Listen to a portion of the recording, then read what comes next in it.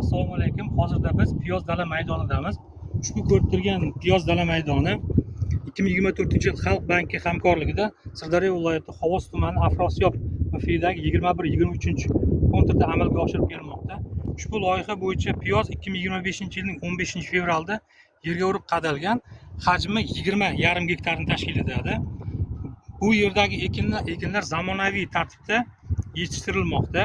Hozirda ekinlar yerdan to'liq unib chiqish jarayonida. Ushbu ekinlar yetishtirilish jarayoni 190-200 kunni tashkil qiladi. Ekinlar yetishtirish jarayonida sug'oriladi va tabiiy mineral o'g'itlar bilan oziqlantiriladi. Ushbu loyiha 41 ta dehqon xo'jaligiga bo'lib berilgan.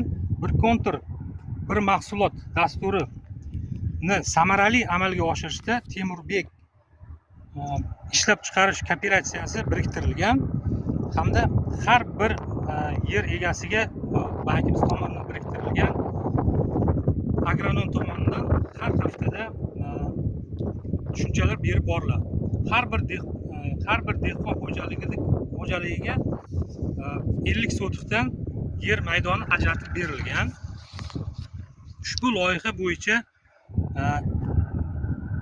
gektaridan 70 tonnagacha hosil olib, jami 1400 tonnadan ziyod piyoz olishni maqsad qilib qo'yilgan. Har bir yer egasi 35 tonnadan hosil oladi hamda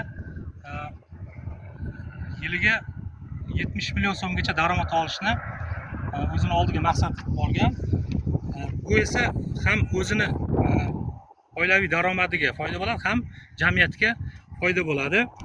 Har bir shu yer egasi kelgusida ushbu loyiha bo'yicha faoliyatini kengaytirgan holda yer maydonlari qo'shib beriladi hamda bozorbop, eksportbop piyoz hosilini ko'paytirish rejalashtirilgan.